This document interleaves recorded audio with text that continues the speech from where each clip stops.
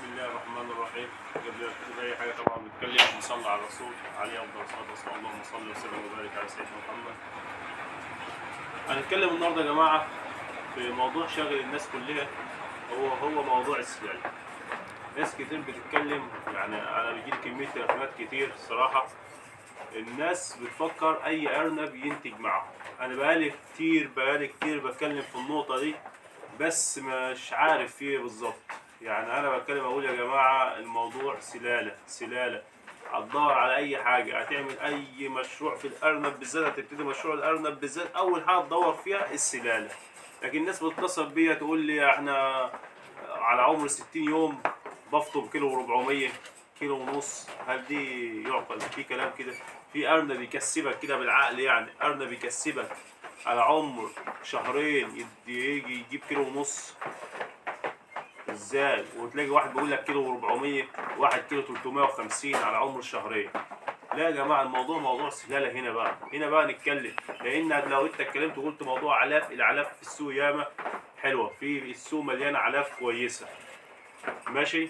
بالنسبه للنظافه، الناس دلوقتي بتدفع فلوس في المشروع، يعني اللي بيعمل مشروع الارض بيدفع فيه فلوس وبيتعب ويشقى، تلاقيه بينظف بيسمع المعلومات، اي حد يقول له نظف بينظف، بيتصل اعمل ايه، اعمل واحد ده وينفذ ويعمل.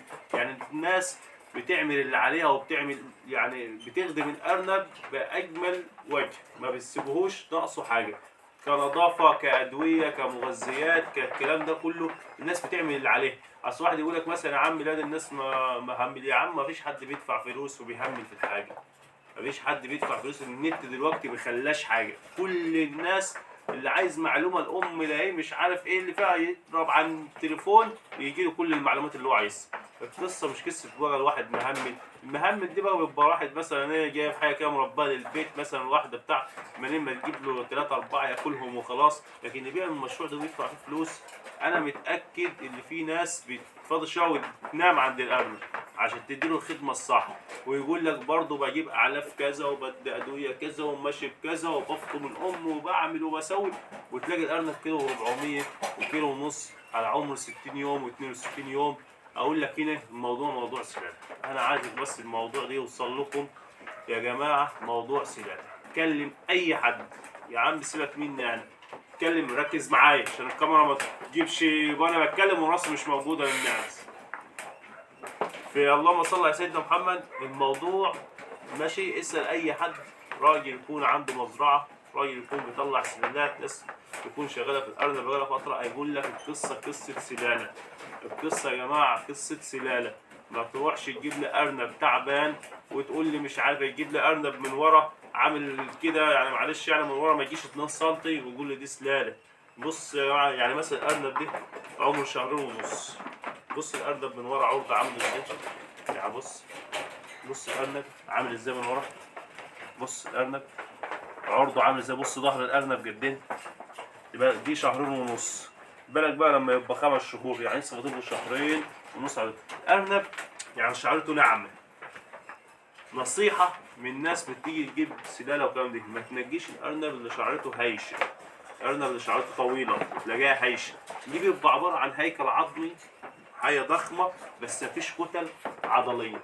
اللي الناس لازم تعرفه وتفهمه، في حاجه اسمها كتل عضليه، هي اللي بتوزن وهي اللي بتطلع الجينات الوراثيه في الخلفه من الام لما يكون فيها كتل عضليه والاب بيكون فيه كتل عضليه، الابن بيطلع يتورث الحاجه دي. الكتل العضليه دي اللي هي اللحم بيوزن، يقوم الارنب يوزن. لكن انت بتفرح بالارنب اللي شعرته طويله وهايش، الارنب دي هيكل عظمي ياكل ويعمل منك، ودي تشيله تلاقيه هوا.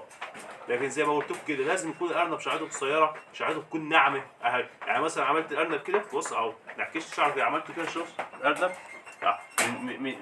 من الشعره بتاعته ده ناعمه. لو انا عملتها كده ورجعتها تاني كده، بص شعرته ناعمه، لقيتها تلاقيه هايش كده.